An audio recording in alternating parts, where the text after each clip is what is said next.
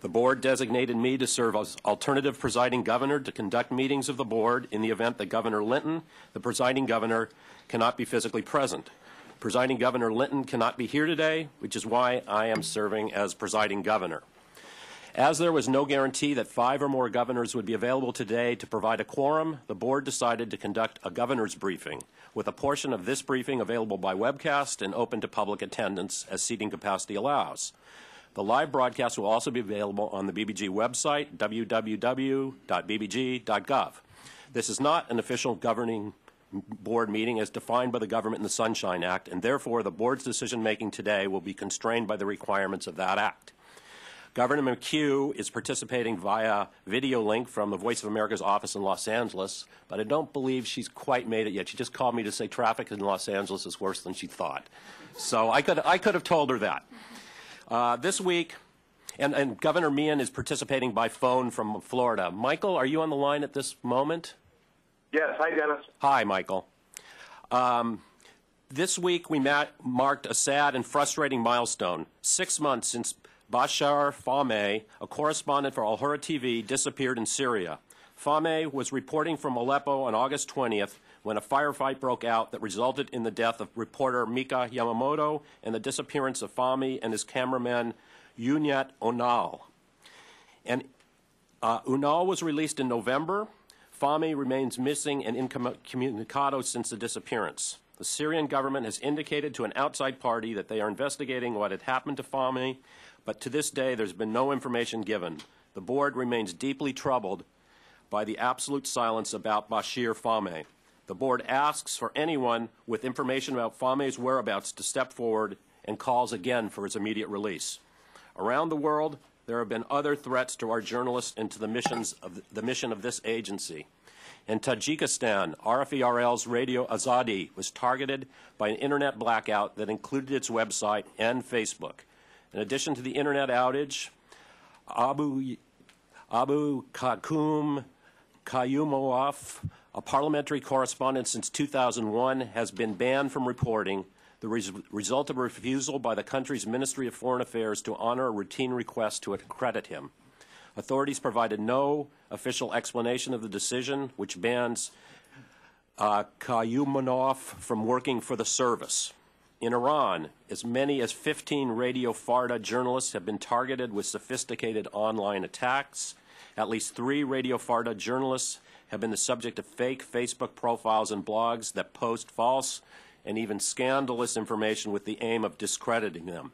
In China, a state television report accused Voice of America broadcasts of encouraging self-immolations in Tibet and of using secret code to send messages to people inside Tibet. The board stands with VOA Director David Ensor and his colleagues in rejecting these absurd claims. The self-immolations in Tibet are a tragic sign of distress. We stand behind VOA and Radio Free Asia as they continue to provide objective coverage on these tragic events, while China tries to suppress and control information on this topic. We strongly condemn these actions, which violate international standards by targeting journalists who are doing their jobs and suppressing independent media. Before we move to committee and broadcasters' report, I would like to recognize a guest who has been closely engaged with U.S. international broadcasting for the past decade. At the end of this month, Paul Foldy, Paul, sitting there all alone. Paul Foldy will be leaving the staff of the Senate Foreign Relations Committee. His portfolio there has included our country's public diplomacy efforts, including the BBG, and though his oversight has been rigorous, it has always been clear that his interest in and support for what we do has been unflagging. Thank you for coming today, Paul, and thanks for everything you've done over these years to support us in public diplomacy. My pleasure. Thank you.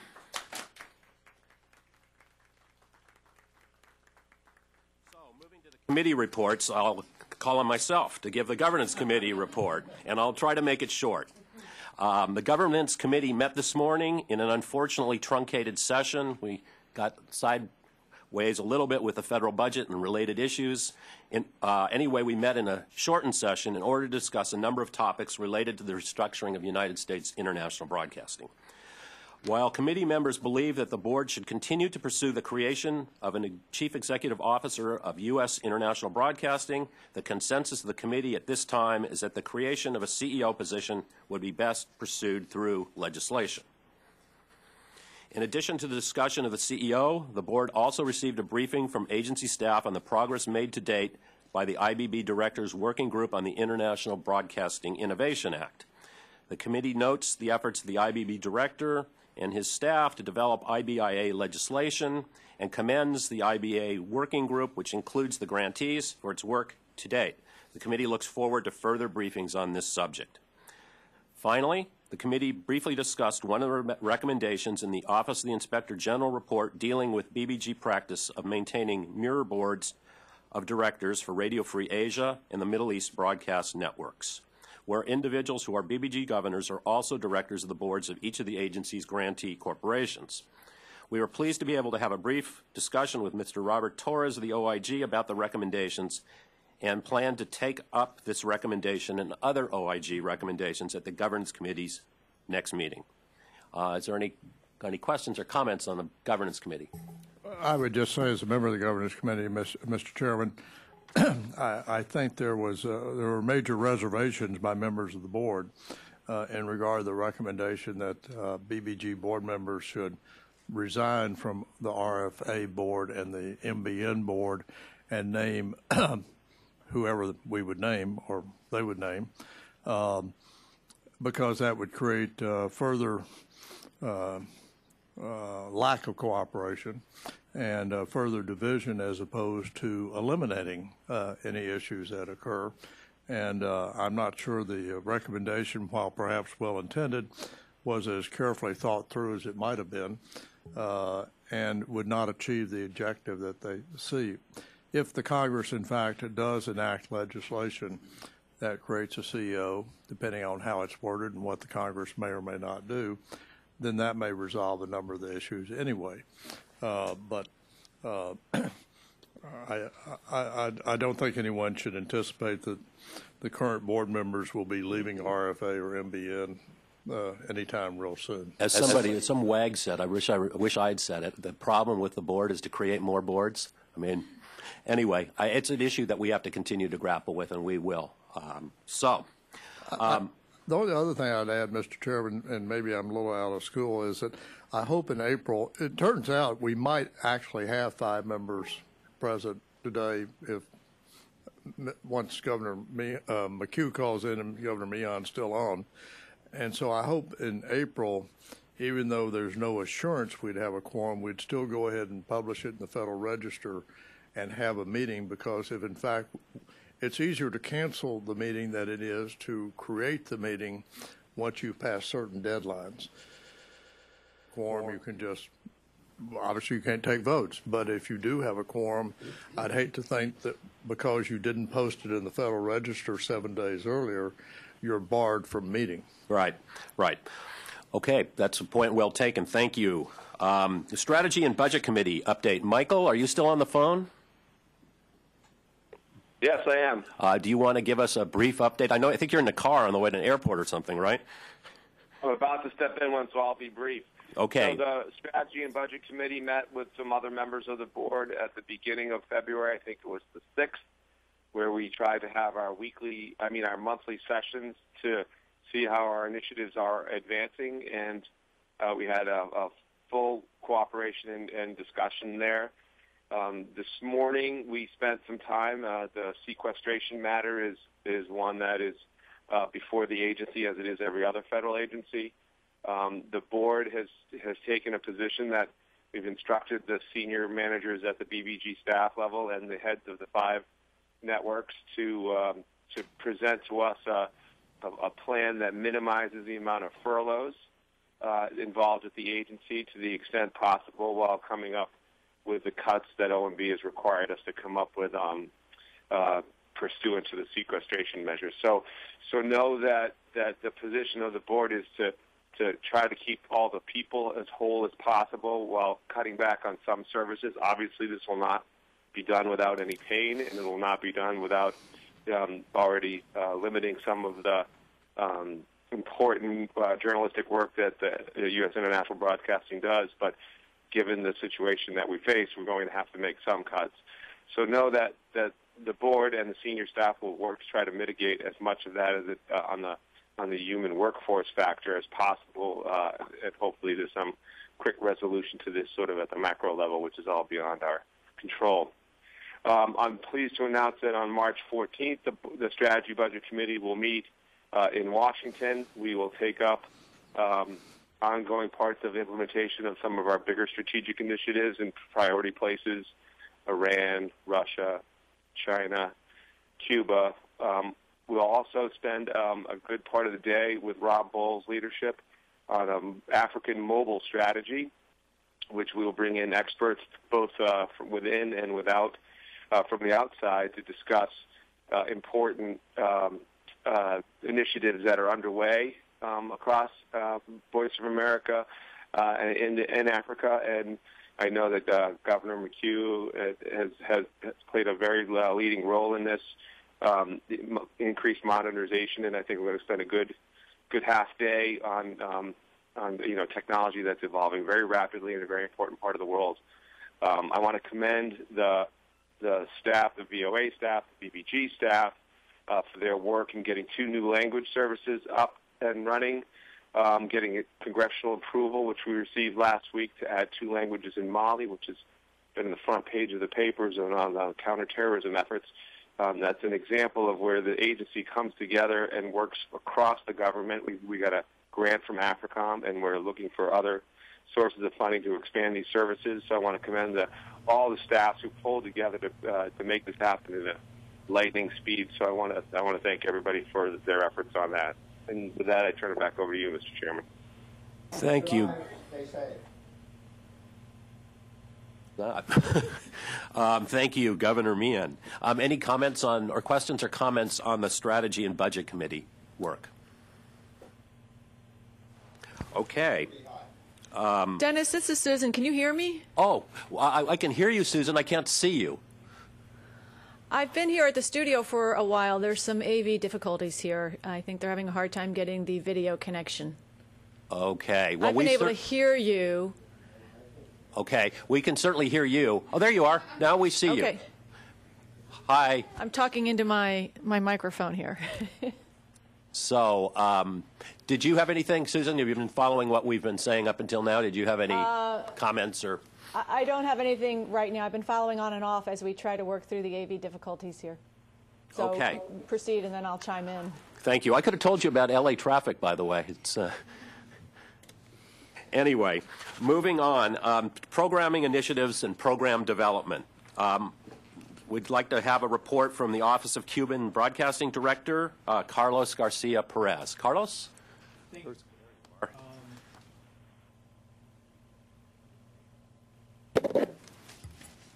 Thank you, Mr. Chairman. 2 things to report, and then I'll go to the tape. Number 1 is our initiative of having reporters on the ground and journalists on the ground continue to be a very successful one. We continue to get very good, sound, balanced reports from our journalists on the ground. Second of all, I would like to read, we had a sad note a couple of weeks ago with the passing of Al Sledge. He was the Ariel Marti station manager. I'd just like to read the report out loud in his honor. The Office of Cuba Broadcasting mourns the loss of a fellow employee, Mr. Al Sledge. Al faithfully served our agency from November of 1993 until January 30th, 2013, when he suddenly and unexpectedly passed on. He effectively managed OCB broadcast operations in the Florida Keys while serving as our TV Marti transmitter station manager at both the Aerostat, which is better known as the Blimp, and Aero Marti, the aircraft operations centers. His engineering and managerial skills were instrumental in achieving so many of the efficiencies and successes which have been realized over the years in our agency's sustained efforts to deliver a quality, viewable TV signal into Cuba. His resourcefulness and innovative thinking in solving immense technical challenges, coupled with a refreshing, good-spirited sense of humor, were trademarks of his stellar career. And I must add, he saved this country and this agency millions of dollars with his attitude and his engineering skills. Al's legacy here at OCB will be remembered each and every day that TV Marti programming is successfully broadcast to the Cuban audience we serve. Al will be sorely missed by all of us who were so fortunate to have known him. I happened to went to the funeral services that they had for him, and I just want to let everybody know here there were over 300 folks there with remembering and honoring Al. I was the only guy with a suit and tie. This was down on the Florida Keys, so I feel a little bit out of place. But it was really nice to see what a great guy Al was. So having said that, Mr. Chairman, I'd like to go to the tape, and that'll be the end of my report.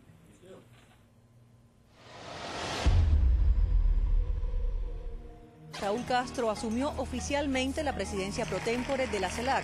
In Santiago de Chile, the Martis covered CELAC, a summit of Latin American and Caribbean leaders where the U.S. and Canada are excluded from participating and where Cuba's Raúl Castro now plays a prominent role as its president pro tempore, but not without controversy. Necesitamos buscar reacciones de ambas partes de la manifestación. It's inconceivable that the person who is responsible for the greatest amount of human rights violations in the Western Hemisphere is now representing all of Latin America before the European Union. In an exclusive interview, the Martis sat down with Lech Walesa, the former Solidarity leader, president of Poland, and Nobel Prize winner, spoke candidly about the early struggles of the Solidarity movement and shared his thoughts about Cuba, on why a democratic transition is taking so long, the problems with such transitions, and offered concrete solutions. I believe that in Cuba you've got too many leaders within the opposition. And individuals not powerful enough to be able to really control the others and dominate the leadership. After many frustrating attempts, the most famous Cuban blogger was finally able to leave the island and go on a world tour as a result of the new migration law now in effect in Cuba. Yoani Sanchez's first stop was Brazil. Among the fans and followers of her work, she was confronted by protesters suspected of having ties to the Cuban government. I would love to see the day when we Cubans have the right to protest when we don't like a visitor to our country, or when our country does something or enacts a law we don't approve of. Together with a half-hour special program on the personal and professional career of Yoani Sanchez, the Martis are covering this continually breaking story every step of the way.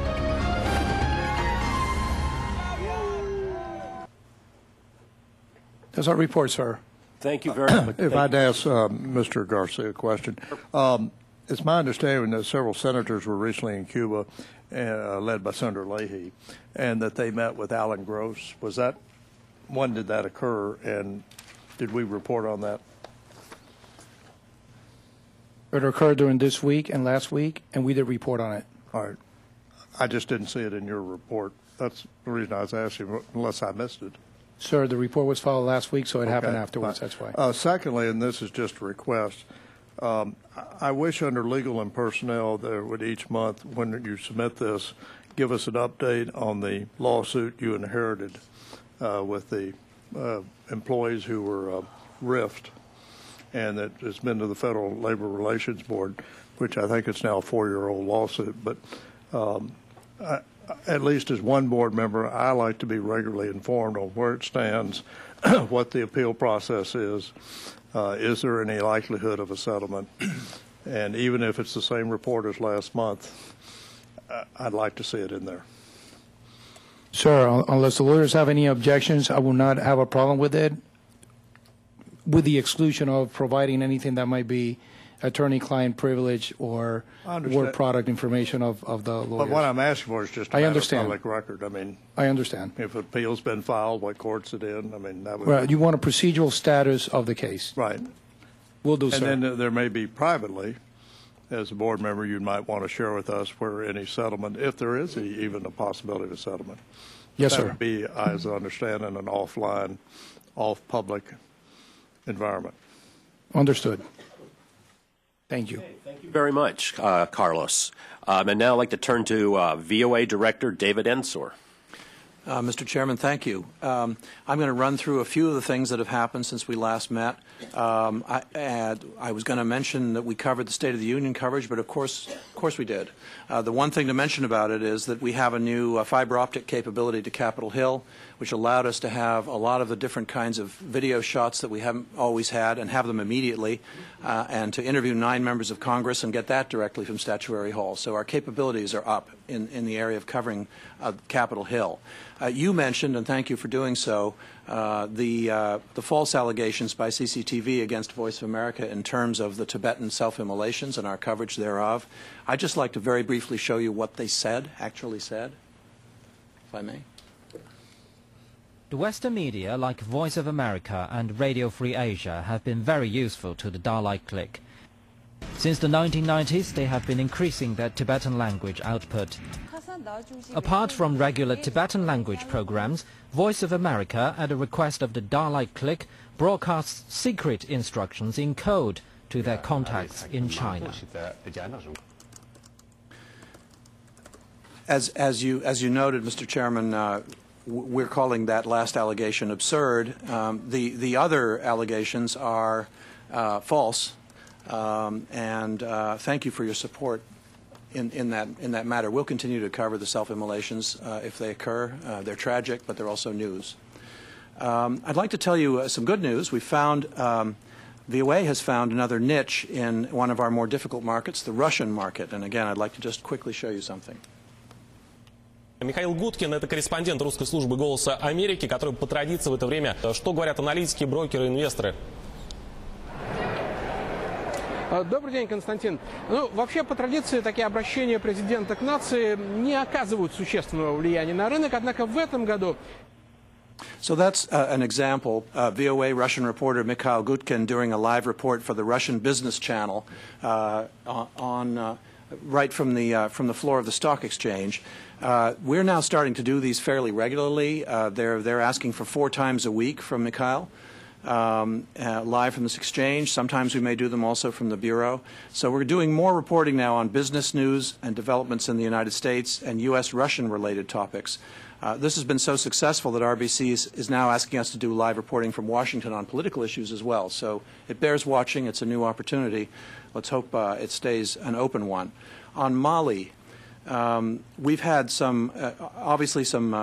we've made a number of efforts, which I know the board are aware of, to get onto platforms and reach people in that difficult situation. But I wanted to just note for the board, we've really had some first-rate reporting out of Mali this past month. Both Anne Look from Central News and Idris Fall from our French to Africa service were there reporting on the French incursion and the fighting with the extremists who had taken over northern Mali. I just want to play you a brief cut from a live interview that Idris did from Mali after tracking down some of the victims who had their hands cut off by the extremists.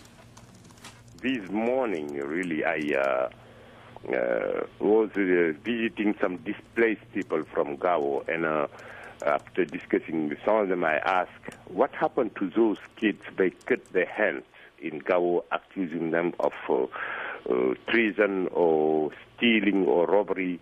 And they found me 2 of them, and I was a little bit sad because these 2 kids, they're around 20 years old.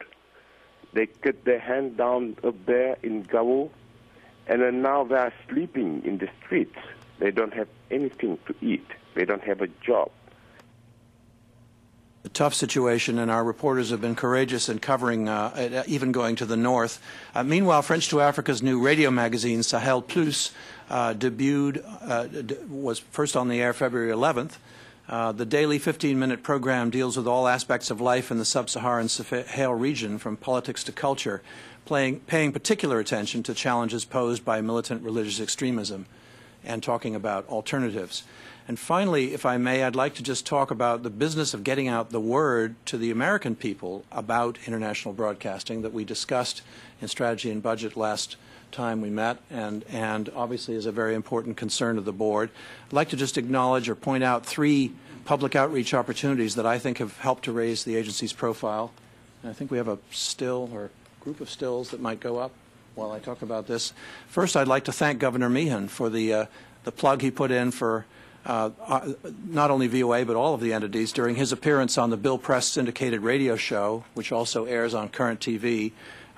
The show was supposed to be about politics, but Governor Meehan, thank you for managing to bring the conversation around to U.S. international broadcasting. We very much appreciate your support and, you know, in a place where people are watching. Secondly, I'd like to note in the middle there, our Steve Herman, VOA's Northeast Asia correspondent, was in Tokyo last week preparing to interview Japan's new defense minister, who you see the picture of there, when he got word of an earthquake in North Korea, but it turned out not to be an earthquake. And he tweeted it out quickly, but just before sitting down for the interview, he was able to confirm that it was a nuclear test. And so VOA got the first reaction from the defense minister of Japan, who called it a big threat not only to Japan but also to the whole of the East Asian region, and had some very specific things to say, including advice to the Chinese, which I'm guessing they won't take, on how they ought to react. In any case, this was VOA at its best, breaking news, getting to the newsmakers in a very timely fashion. Steve was able to do debriefs on WTOP, Washington's top-rated all-news radio station. He was on ABC Radio's John Batchelor show and did hits on Euronews TV, Araring TV in South Korea, and others. So, again, an opportunity for the world to know that VOA is a cutting-edge news organization. And finally, last Monday, I was given an opportunity to speak to the Florida World Affairs Council in Naples, and had a long and interesting discussion there with over 2,000 people. So these are some people who are influential in our country that were in the audience. Very good questions. And it was a nice opportunity, I think, to kind of get Americans who pay for us to know more about how valuable the services are that they're getting for their tax dollars. So that's my report, sir. Thank you, David. I'd now like to turn to RFE-RL, and I'm pleased to welcome distinguished journalist and broadcast executive Kevin Close back as acting president and CEO of Radio Free Europe, Radio Liberty. Appointed on January 26th, Kevin understands well from firsthand experience the special challenge and public trust that RFE-RL represents. I'd like to thank my colleagues for their speedy work in addressing RFE-RL's interim leadership needs, especially Susan McHugh, the board's vice chair, who spearheaded the effort to recruit Kevin. I'd like to ask now Kevin to update the board on the activities of RFE-RL. Thank you, Mr. Chairman. It's nice to be back as a temp. So I'd like to speak a little bit about our language service reviews, which just took place last week in Prague at the radio's headquarters. Deputy IBB Director Jeffrey Trimble and his federal colleagues Bruce Sherman and Karen Larson came out. We went through, over the course of 2 days, 19 separate presentations by our services of the 28 languages that go up out of Prague every day. So we're very pleased to have them with us. We really got a real feel of the vitality and the interest and the tremendous expertise and professionalism of these services. These are services that mostly serve on the periphery of the Russian Federation, and so they're very important to us in serving the interests of that whole extraordinary Eurasia region. So it was important for me to see what we were doing, whether the story is about politics or breaking news or the story of a family, such as you will now see from our Afghan service. The purpose here is to bear witness to the plight of people who would not otherwise be noticed, whose circumstances certainly could never be known by others except beyond their immediate, very small communities. The idea here is that with knowledge, the wider world can take action, can take notice, and can understand the plight of many people whom they wouldn't otherwise know about, and that helps us all. So the video we've selected for today is here for two reasons. Just very recently, a few hours ago, it won an in-house award for our monthly recognition of the best multimedia video presentation of the previous month. It exemplifies the values of our work. Please join me in watching this piece and saluting Radio Azadi, the Afghan service, for an outstanding piece of work. Let me give you a quick synopsis of this story as written by the jury, and the video narration will speak for itself. You're going to see a story of a family trapped in a cycle of debt. This is a 4-minute, 15-second presentation of how these people live, and from that we can extrapolate to the plights and the aspirations of millions and millions of people who are now served by the services of all these great international broadcast operations, broadcast, internet, multimedia operations, of which I'm now once again a part. Thank you very much. Here we go.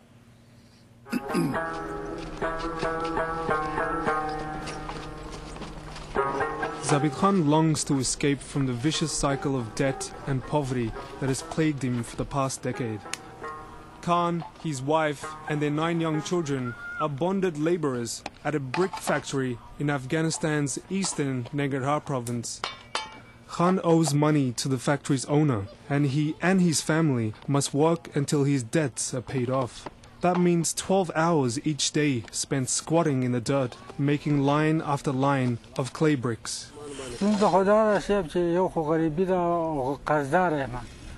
یو 2,80,000 روپۍ قرضدار یم په بټۍ کې مجبوري ده ځان مې ګرو کړی دی ماشومان مې واړه دي زه په خپله مریض یم نو بس د مجبوریت د خاطر هم دا بټۍ قبوله کړې ده چې کوټه نشته او د مجبوریت د خاطر دا خښت م قبوله کړي دي او ځان ګرو کړی دی. The Khans are not alone. Tens of thousands of Afghans are trapped by debts that keep them in perpetual poverty. It's a common situation at many of the brick kilns that dot the Afghan countryside. For the majority of the workers at the kilns, there is no escape. Workers who can't afford basic necessities borrow money from their employers, but the wages that they earn are barely enough to survive on, and not enough to pay off their debts. With each year, their debts grow and are passed on from parents to children. Khan's daughter Hamida, who is 8, longs to go to school, but she is also bound by her father's contract to work at the kiln.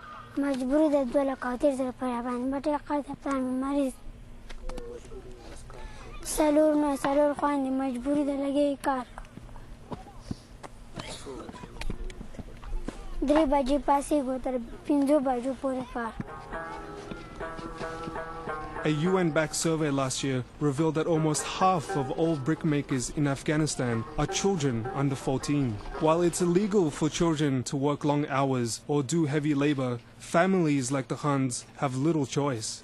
Khan's 6-year-old son Asad says he and his siblings get sick and injured from the grueling work. Asad wants to become an engineer, but he acknowledges the family may never make it out of the factory. In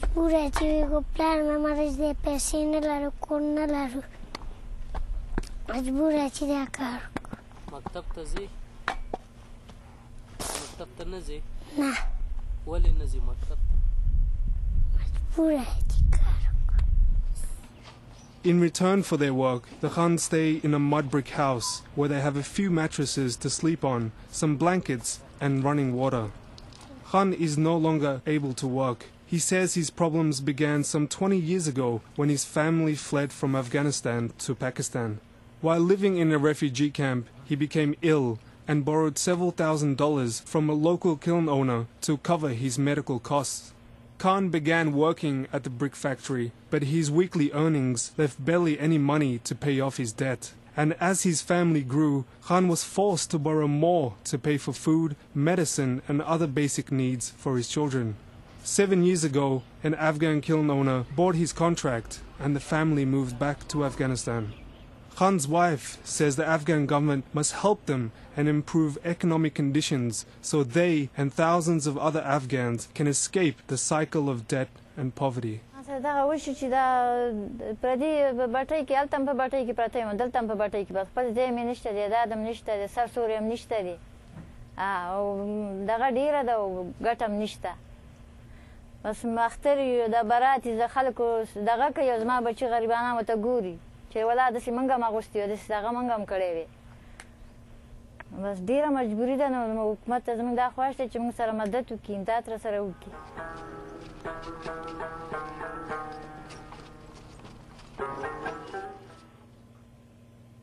Thank you, Mr. Chairman. Beautifully edited film, aside from its extraordinary reporting. Yes, thank you very much, Kevin. Mr. Chairman, let yes, me just echo what you said, and as a member of the RFE board, and welcoming Kevin close to the team and to leading Radio Free Europe, Radio Liberty, and what has been a difficult time. A week from today, you'll celebrate the 60th anniversary, March 1, of the Russian language service in Moscow and Prague. And that'll be a signal event, and one which I think it has a distinguished history where we've attempted to provide news to the Russian people during turbulent governmental times where their own government was not as receptive to broadcasting all the news in an objective way. So you're actually returning to your post of duty from prior service, but I can't think of a person more uniquely qualified to right the ship and to head it in the right direction than you. So welcome aboard. So Kevin, next time you make a report to this board, you can do it in Russian, right? Do it in Russian today, but I would embarrass those who don't speak Russian. Thank you very much. I'd now call on Libby Liu, President of Radio Free Asia, to update the board on the activities of RFA. Thank you, Mr. Chairman. First, in our written report, I started by highlighting a joint project that we did with ODDI because it was such a powerful and positive experience. Brian Williams from ODDI came to RFA and helped us do a project we've been wanting to do a long time, which is tracking the repression and punishment of dissidents and activists throughout the period, because as you know, the situation in Vietnam is getting continuously worse. So this is a beautiful way to track it. We did it in English and in Vietnamese, and I think that we'll be following that model. The better part, which I was going to show, but I'm not showing today, is he took that video and his experience and made a how-to video, which we could actually show all the broadcasters and all the entities because it's just so easy to do. So many, many thanks to ODDI for that. I want to give a shout out to Andre. Thank you so much for the MPLS line. That really improved our quality of life. Andre put in an MPLS line which allows us to send our Burmese broadcasting on television here, and it's greatly improved the quality of life there. Obviously, the main troubling thing in our region is Tibet. You know, because we've talked about this before, that one of the strategies RFA is taking is to do cross-ethnic reconciliation. As you can see from the tape that David played, Han Chinese are inundated with propaganda accusing Tibetans and the Dalai Lama of being some sort of evil menace. To that end, we have been doing cross-ethnic programs with a Uyghur, a Tibetan, and a Han Chinese person talking about issues such as tainted milk so that they can start viewing each other as human. When we had the original Tibetan uprising, as you know, there were bitter and horrific battles between Han Chinese and Tibetans. We have just launched a terrific new program in Mandarin about living in Tibet, because the sentiments, at least among our listeners, have changed so much.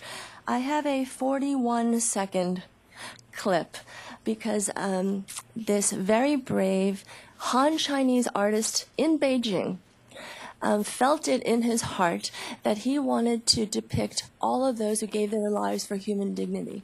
So we have been publishing these and having him commentate on our story exclusively. So I just wanted to show you what one Han Chinese person living in Beijing was inspired to do. The number of self-immolations in Tibetan-populated regions of China has now surpassed 100. Beijing-based Chinese artist Liu Yi has painted portraits depicting Tibetans who have set themselves ablaze to protest Chinese rule in Tibet.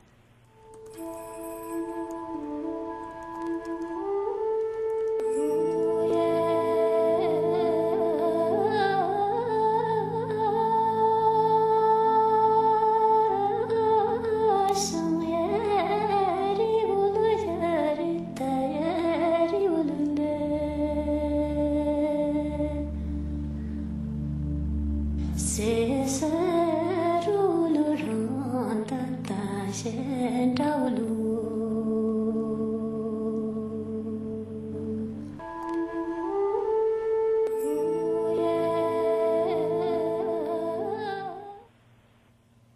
this work has resonated so powerfully in Beijing that the Xinhua News Agency is now translating our Mandarin pieces on self-immolation to rebut them in English. So I say thank you so much for having Smith-Mundt lifted. Obviously, they believe English is the world's information battleground. So that's my report. Thank you.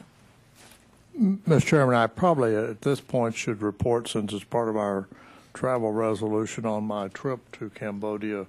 I'll make it very brief, which was back in January, where I was there for several days, 2 of which were devoted to Radio Free Asia.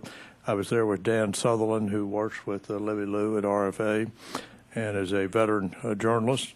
I started our visit there by going to the Cambodian prison to meet with Ma'am Sanando, along with Mr. Sutherland and others. Part of the agreement was that we would not do an interview or photograph him. I can say we met in the visitors area of the prison, which is probably nicer than the interior of the prison that we did not see. It has grass growing and picnic tables out, and seems almost welcoming. Put that in quotes. But the fact is, Mr. Sanando, age 71, received a 20-year prison sentence for the alleged crime of advocating secession, which he denies that he did, of a particular region within Cambodia from the nation of Cambodia. I think the real reason is he and his wife run a radio station that broadcasts news that the Cambodian government finds unacceptable and on occasion even negative towards the Cambodian regime. I visited the VOA office in Phnom Penh as well as the RFA office. I again was impressed by both. And the team that we have working there in both the RFA, which is a much larger office than VOA, is impressive and one I think we can be proud of. In terms of cost, I'm pleased to report that it cost BBG less than $600 for me to go there. If you're wondering how I got across the Pacific on such a cheap airfare, it was because I paid for it myself. But it was for 2 days, and again, part of our transparency and disclosure of cost, the cost for me to be there was less than $600 for the time that I was there. So hopefully RFA and BBG got their money's worth. Thank you very much. I'd like to ask Brian Conniff, President of Middle East Broadcasting Networks, to make his report, please. Brian. Thank you, Mr. Chairman. As you said at the beginning of the meeting, this past week marks 6 months since Al-Hurra correspondent Bashir Fahmy disappeared in Syria while covering the civil war in Aleppo. We continue to pursue all avenues to learn his whereabouts. We have also nominated Bashir for a number of awards. He's received a number already. He is our nominee for the BBG Burke Award, and also he has been nominated in the Best Correspondent category at the New York Festival. Also this past week saw the launch of a rebranding of Al-Hurra's On-Air Look. The purpose of the rebranding is to help Al-Hurra stand out in the cluttered Middle East satellite TV environment, and also create a greater distinction between the Al-Hurra Pan-Arab channel and the Iraq channel. The rebranding consists of a tweaking of the on-air logo, replacement on the screen, the introduction of clearer graphics, and a fresher color palette.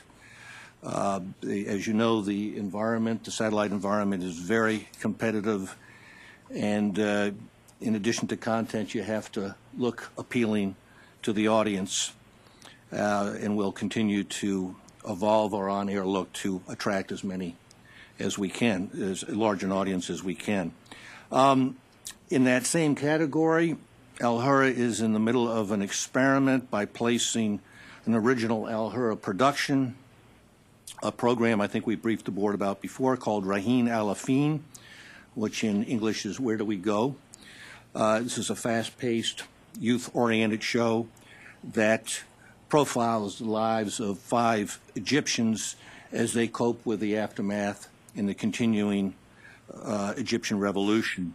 We have placed this program on Al Hayat TV, which is the most popular network in Egypt, and we will track its audience growth, people's use of social media, both Twitter and Facebook analytics, as it continues its 13-week run. We're in the process of starting pre-production work on a second season for the show. Mr. Chairman, that's my report. Thank you very much. And listening to those reports and seeing those video clips remind us the important work that you all do. It's very impactful and very important, and we thank you for it. Certainly. Madam Secretary. I just wonder, when we place content that we generate on local indigenous outlets, do we find that we're competing with ourselves in a sense, or are we adding a dimension of viewership, because we then become content providers to existing indigenous outlets? And I just wonder how we think through the philosophy of that. That's an excellent question, and one that we've grappled with from the very beginning, because other people have proposed a complete syndication alternative to a station like Al Hurra. So we've given a lot of thought to this, and we've talked to a lot of stations over the last few years about whether we want to do this or not. I'm still open on this. This is somewhat of an experiment. We approached this one I just told you about as a marketing technique. We have required that there be a certain amount of Al Hurra branding on the rebroadcast on the Egyptian channel, and we also put in the scroll our Facebook and our Twitter account to drive the people to Al Hurra. We see this as a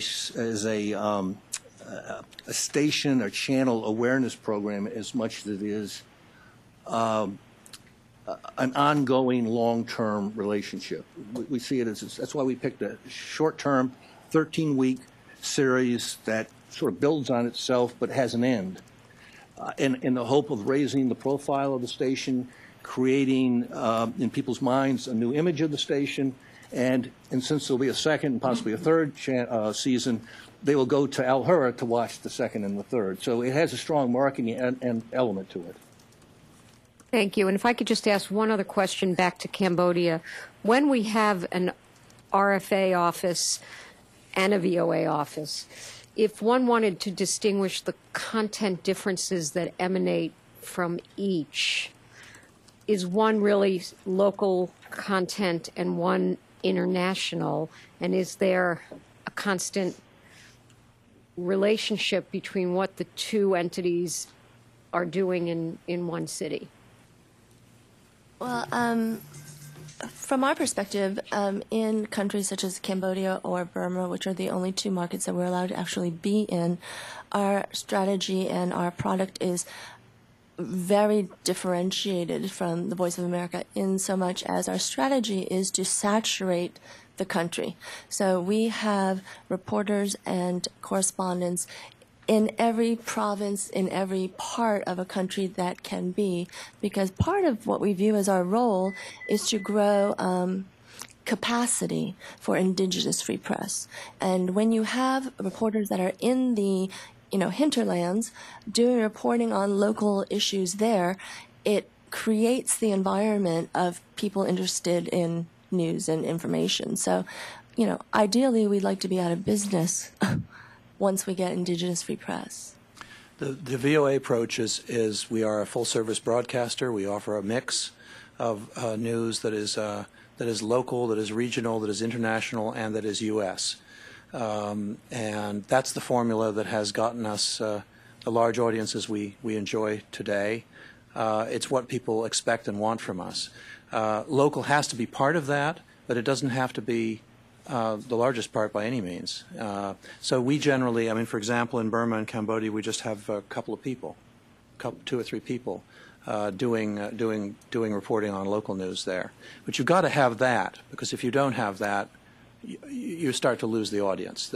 It helps you keep your broadcasts, even if they are, there's a lot of international and regional news in them, make them feel like they're aimed at the Cambodian audience. We have to. So I think also that one difference also is that we focus. I mean, we'll cover trade stories. We'll cover a prime minister's press conference, whatever it's on. Whereas I think, I don't know, I may be wrong, but I think RFA tries to focus particularly on issues of human rights and rule of law and so forth. So theirs is a particular focus. Ours is broad. I might be able to add something. I've now been to Cambodia 3 times during the time I've been on this board. And I always visit both offices. And frankly, I hope the time comes when both offices can be in the same space. Secondly, I think it's always a fine line between what RFA does, which is overwhelmingly covering the local news. While I was there separate from RFA, I spoke to a group of young Cambodian called Future Leaders, aged 22 to 30. I led a seminar for a day and a half.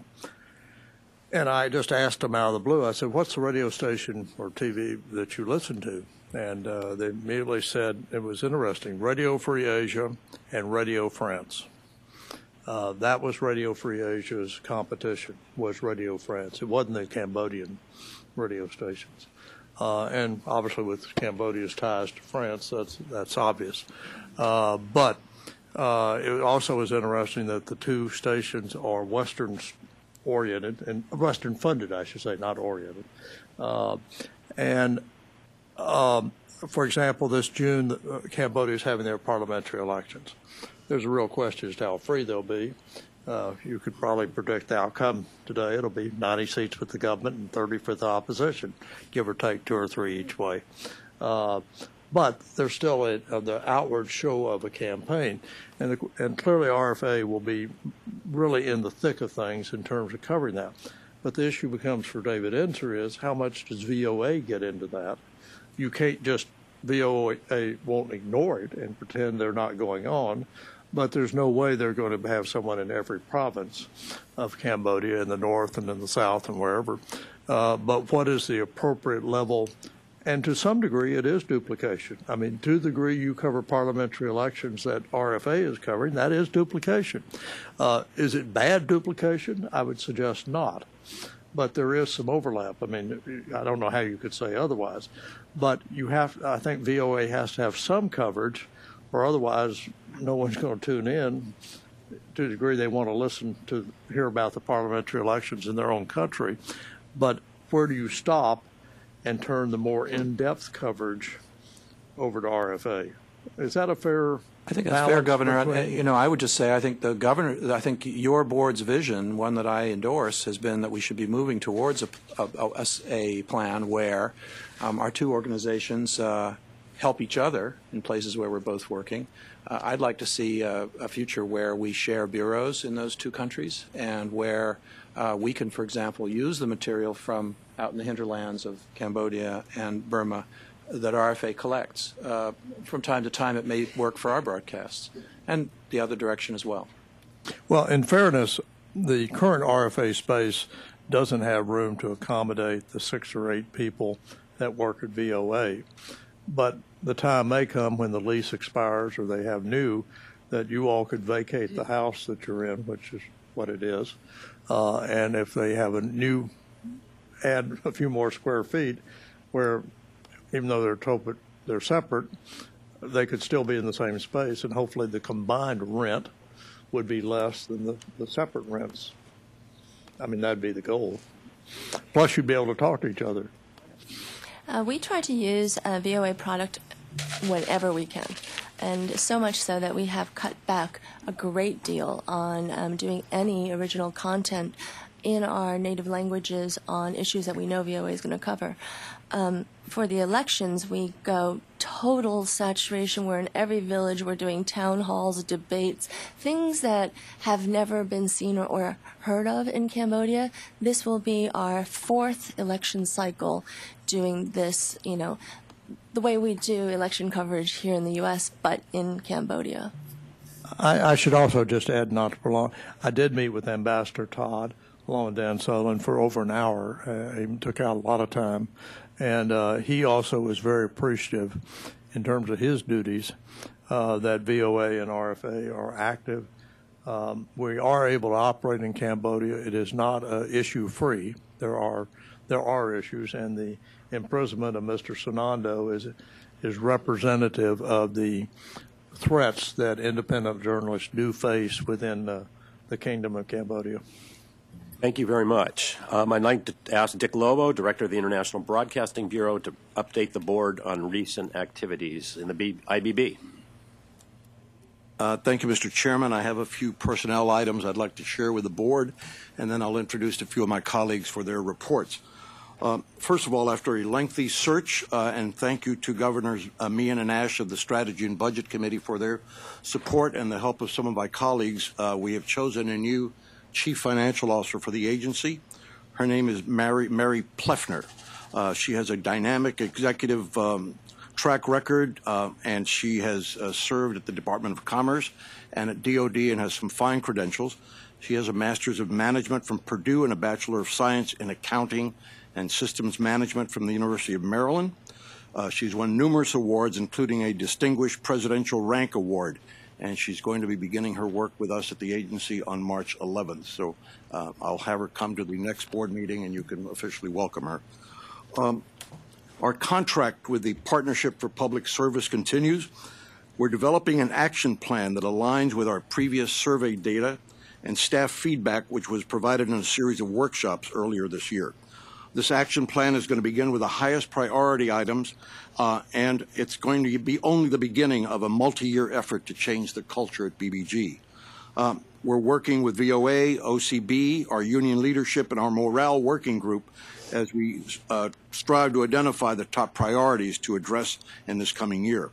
And additionally, a group of agency staff are in training as we speak to become agency action leaders. This group is being trained by the partnership in facilitation, data analysis, and action plan development.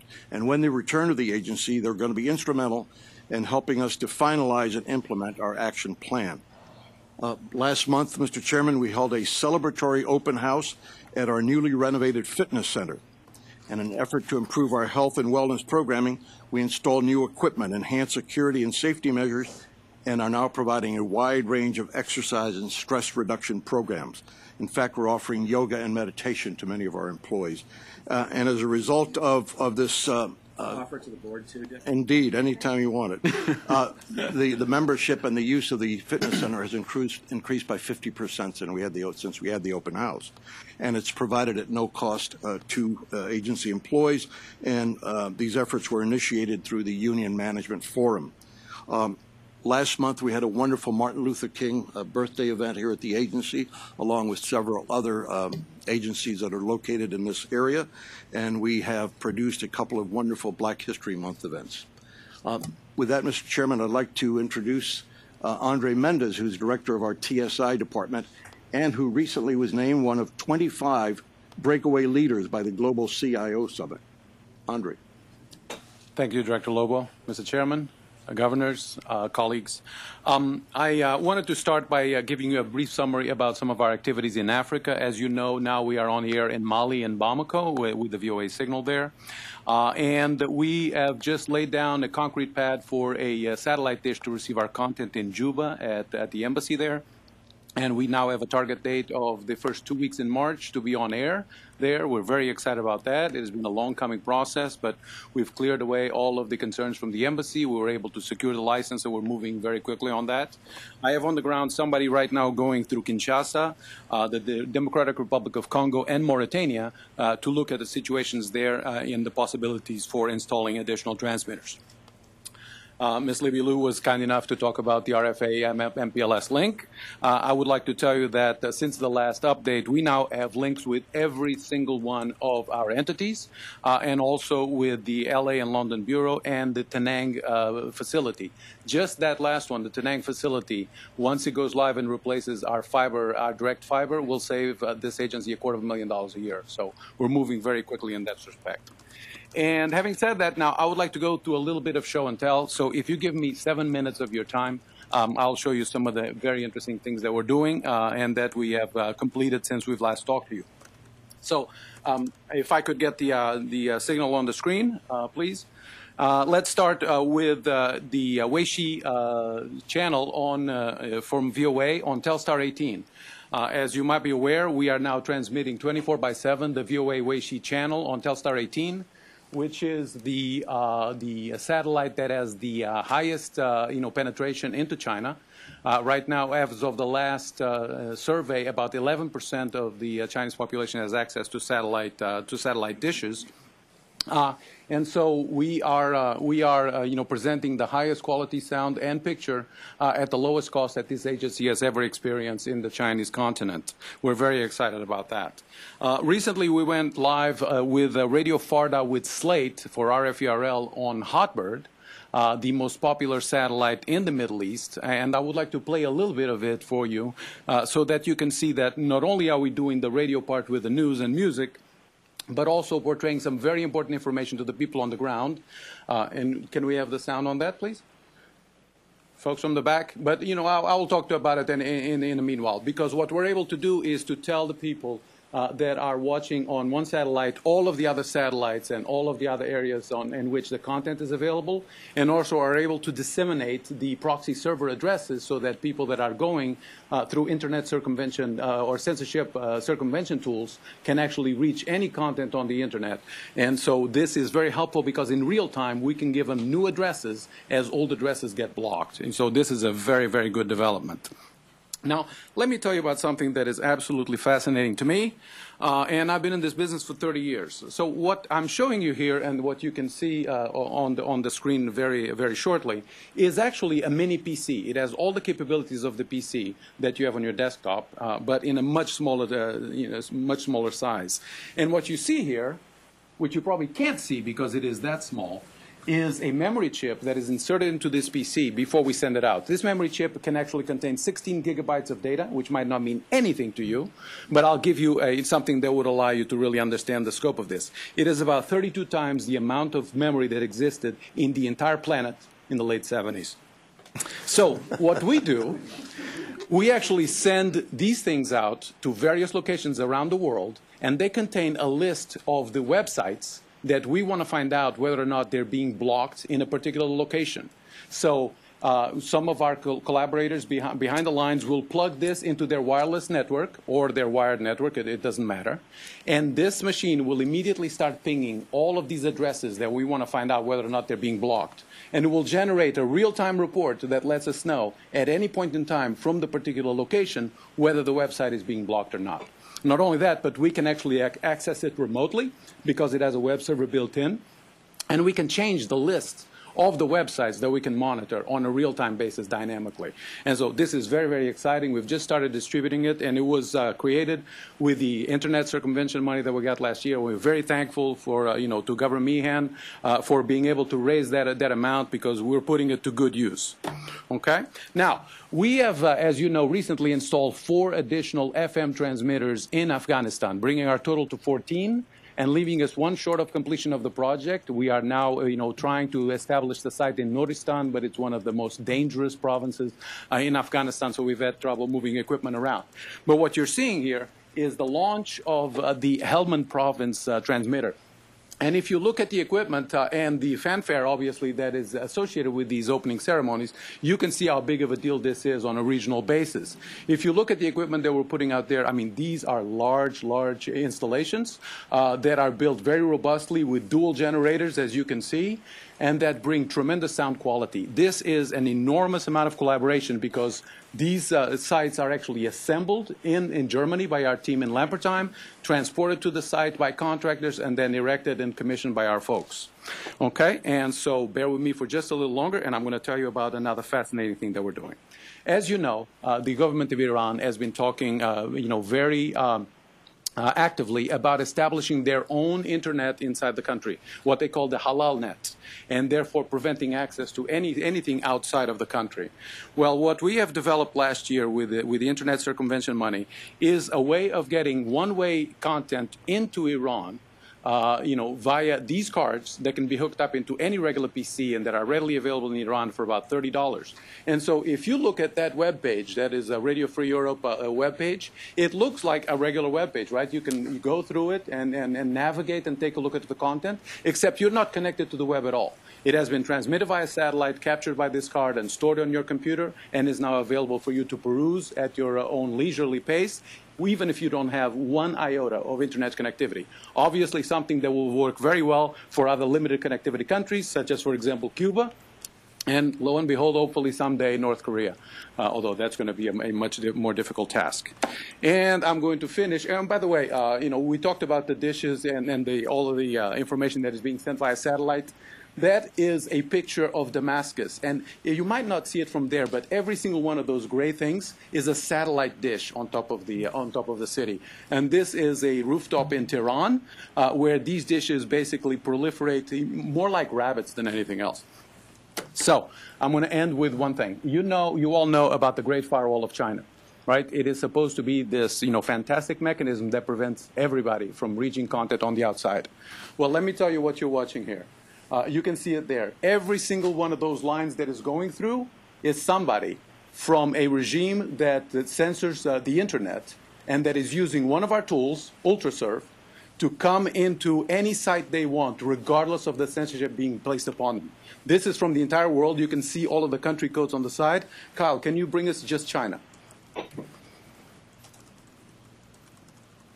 Well, you are now watching every single line is a Chinese person within China accessing YouTube, Facebook, BBG content, BBC content, anything they want. This is real time, sir. Every single one of those lines is an individual behind that firewall accessing content all over the internet. Actually, it's slower than real time. Oh, absolutely, absolutely. Yeah, there's a lot more than this, but this is all we can show you. Can you go to Iran?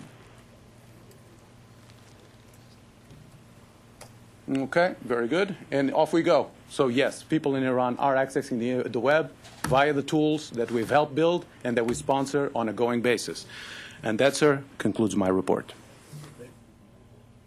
Just to ask one question, how does the device you've shown differ from the device we talked about, the Beacons, that allowed a group of individuals to get online in a community clustered around one device? This one is one way. This one allows you to receive the information. Okay, so it's much cheaper. A BGAN, the ones that we're looking at, will cost somewhere around the neighborhood of $3,000. The prices are going down relatively quickly, but they cost about $3,000. They're marvelous machines. This costs $30. And it can be bought internally into these countries because these cards are used by people to watch satellite TV. They have a whip antenna that is hooked into this, and that gives them access to be able to download material and then peruse at their own. And the dangers for us that we've talked about of contractors or others bringing equipment in, what are we doing on the security of getting these devices in country? For these ones, they are actually bought by people in country because they're available for other purposes, and we have just leveraged them for our one-way distribution of content. Very good. Thank you very much. The more difficult thing, Tara, is to do two-way. So.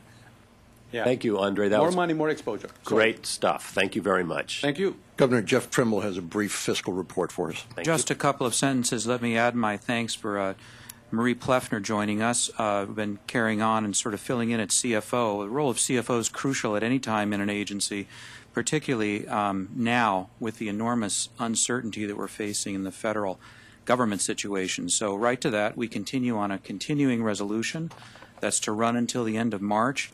I'd like to thank all of the entities and IBB for their adherence to the CR constraints and the real discipline on spending. It's been tremendously helpful as we plan forward possibly to go into sequestration, that everybody's been very careful about spending up to now.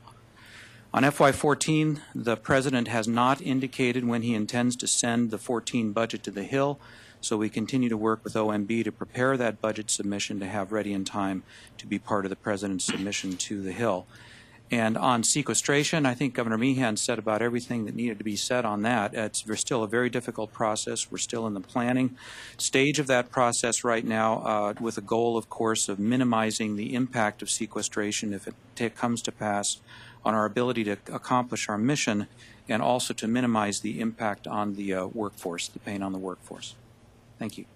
Mr. Chairman, let me just express my personal appreciation, I'm sure the appreciation of all the board members, for Jeff Trimble stepping out of his regular job and assuming the acting CFO position when Mary Jean Bueller Except, of course, he's kept his regular job and assumed his... As work for two and pay for one. But still, I want to thank him for assuming that job, and his successor will be here in a couple of weeks, and look forward to working with her as well. And hopefully the sequestration does not look to be a happy time. It'll be a difficult time. Hopefully the Congress can make some decisions that will alleviate some of the heartburn and hardship that may occur, and also put it perhaps in a more logical, orderly fashion. I think we all recognize there'll be some cutbacks, but that they be done in a way that makes more sense. And as the other member strategy budget, we're going to work to implement something that was not our doing in as humane and as kind a way as we can, recognizing that some of it's really not all that humane or kind. But and also try to explain and why we're doing what we're doing. And it is the hand that was dealt us, and we have to act on it. We are sending back some suggestions to OMB as to some mandated expenditures that we think could be delayed and save some jobs and reduce some furloughs, particularly as it relates to some other areas. I don't know how much I can go into, but I think I can say that. In that there are some mandated things that we hope the administration would reconsider, and while laudatory, perhaps are not as important as saving jobs. Governor Ashe, thank you for your kind words. I appreciate it. I'd be remiss if I didn't mention also Marie Lennon. I happen to be the one sitting at the table doing these reports, but Marie and I have shared the CFO oversight duties through these months, and Marie's been a really heavy lifter on this. And again, we're delighted that Mary's coming in. Can't wait till she's here. Right. Thank you. Governor, a brief report from Lynn Weil, Communications and External Affairs Director. Thanks very much, and this will be kept brief, as I understand we'd like to save a little time at the end of the meeting for one of the members of the public who's here and has requested an opportunity to speak. I'd like to acknowledge those members of the public who have joined us. Thanks very much for coming, and we hope we'll have even more opportunity for you all to come to the board's open meetings in the future. Governors, you have my written report, as you always do, and we're constantly in touch, so I'll just hit some of the highlights for those who might be watching or listening.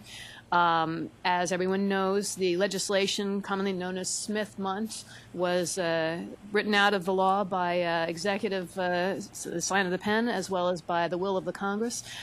This legislation, which long had kept the United States from using material that's sent overseas within the U.S. And paid for as public diplomacy materials, from actually being seen in the United States. Now, the products of Voice of America, OCB, and all the grantees can be viewed in the United States starting in July, thanks to the Congress and the President's will of this. So thanks very much to the board for your support on that, and to all of my colleagues, including in the Chief Counsel's office, for your work, as well as at the State Department. Also wanted to acknowledge there have been leadership changes on all four of the committees that oversee the Broadcasting Board of Governors and the State Department, and we've sent letters of thanks to those who have served, as well as congratulations to those who've risen to leadership posts, and a letter to Secretary Clinton thanking her for her service as well. Jeff Shell was renominated to be the BBG chairman. Work is continuing with the White House Office of Confirmations to update his paperwork and resubmit it to the Hill. Thank you to Susie Carroll for your especially hard work on that. Layout was completed for the 2012 BBG annual report in coordination with BBG Public Affairs and the graphics department. We're looking forward to getting that report out on time and under budget again this year. In internal communications, as has been mentioned, we had a newly renovated fitness center reopened thanks to the efforts of the graphics department. It's a much cheerier place. And to our friends in BBG Public Affairs, the word got out. And as Director Lobo mentioned, the participation in fitness center programs is up by 50% as a result. BBG Public Affairs has just launched a new blog called Notebook that features an insider look at U.S. international broadcasting, including first-person interviews on current and historic events. And we've had a soft launch over the last few weeks, and we're ready to wave the flag on that. So we'll do that next week. And speaking of flags, we have new banners out in front of this building advertising the Voice of America tours. So we hope anybody watching or listening who's interested in seeing what we do behind the scenes, come on down. And finally, I'd like to acknowledge the newest member of the BBG Public Affairs team, who isn't in the room right now because she's back at her desk watching the proceedings and she's preparing the press release. Lori Moy, welcome, and we are looking forward to continuing our work with you. I might add as well, Governor Meehan and McHugh and I look forward to visiting Monday with the staff of the Senate Appropriations Committee and the new staffs of both the majority and the minority on the Senate Foreign Relations Committee, and talking to them about developments involving BBG. Thank you for doing that, Governor. I know they're very interested in hearing from you about recent reports that have been issued, as well as other matters that have come before the board. Great. Thank you very much. Just one announcement, and then we'll move to public comment. The next board meeting, the next BBG board meeting, will be held here at the Cohen Building in Washington on April 10th and 11th. And as always, we'll work closely with board colleagues and Dick Lobo to develop an agenda for that. And we will be working on the locations of future meetings as well over the next weeks. One of the things... But April will be here in Washington. April in Washington. Okay, and then we haven't decided that, so. I think we need to discuss it. Yeah, we'll discuss it. One of the things this board has been wanting to do is develop a protocol of guidelines for public comment. We've had that on our agenda for the Governance Committee today, and it got sort of sidetracked due to budget issues. But we will do that. We will welcome public comment in the future. But in the meantime, we've been informed that we have one member of the public who would like to make comments today. So in order to accommodate, happy to accommodate that. I'd like to recognize Ann Noonan, the Executive Director of the Committee to Support United States International Broadcasting, for 3 minutes for any comments she'd like to make. Thank you very much for allowing me to make another presentation at a BBG open meeting. Hopefully future meetings will allow more members of the public to also participate. I'd like to say that I was impressed by the fact that my first statement at the BBG triggered a personal attack on me in the Russian media. I'm happy that Russians could see grassroots American democracy in action, especially since I was not attacked by a supporter of Mr. Putin, but by a top American employee of Radio Liberty. Anyway, on behalf of CUSIB, we were very glad that RFE-RL acting president, Mr. Kevin Close, a distinguished journalist, was willing to meet in Moscow this week with Russian human rights leaders and fired Radio Liberty reporters. We're hopeful that Radio Liberty's experienced journalists, who had been dismissed by the previous management of RFE-RL, will be permitted to return, as urged by this year's Nobel Peace Prize nominee, Lyudmila Alexeyeva, and many other prominent Russian and American freedom and human rights leaders and experts.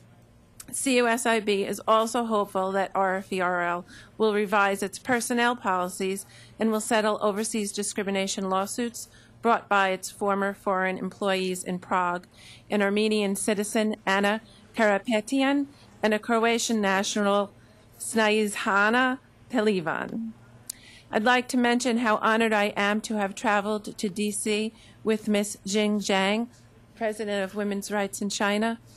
Ms. Zhang works Ms. Zhang's work includes help for child brides, for women who are threatened with forcible abortion, help for abandoned girl orphans, and efforts against trafficking of women and children. I'm sure Ms. Zhang can assure any who are uncertain that for millions of oppressed women around the world, BBG-funded news programs offer valuable information and hope. There are two other points that I'd like to mention about the importance of news flow to China and Tibet, especially for those who may assume that democracy and human rights are on the horizon. First, China's new leader, Xi Jinping, announced last month that he opposes reform and that there will be no change. But who knows? The other point is the importance of understanding the desperation of self-immolation in Tibet that has already risen past 100 lives. In response to the GOE report, CUSIB remains determined to defend surrogate broadcasters and the VOA at the same time. Both were clearly designed by Congress for very good reasons. Surrogate broadcasting has a special role to play as an alternative to suppressed internal media, and they can't do the job of Voice of America. By the same token, Congress created surrogate broadcasters because VOA has a different role. CUSIB strongly believes that we need them both. CUSIB remains ardently opposed to the OIG report attacking the authority of BBG members and the tremendous efforts of BBG Governor Ambassador Victor Ashe, who has made the agency relevant by insisting upon its adherence to its mission and good management. CUSIB is encouraged by BBG's latest efforts for better management and greater transparency and for resolving the radio liberty crisis in Russia. We extend our best wishes to RFE-RL employees and new acting President Kevin Close in connection with the approaching 60th anniversary of Radio Liberty. Radio Liberty in exile Russian human rights activists and opposition politicians are planning a major event in Moscow on March 1st to mark the anniversary. We hope that by then, fired journalists will already be part of Radio Liberty staff, and Russian human rights community will once again support this great media freedom institution. Thank you. Thank you very much. And any board members or others have any comments before we, well, pretty much on time. Amazing. I think we're it shows your leadership, Mr. Yeah, well, that and a quarter, I guess. But the only thing we can do in a meeting that doesn't have a quorum is to move to adjourn. All right. Unless our undersecretary insists upon meeting. Thank you very much. Thank you to everyone who attended today, especially to the members of the public. Look forward to seeing you again. Thank you all from LA. I don't know if you can hear me, but thank you. We can hear you, Susan. Okay.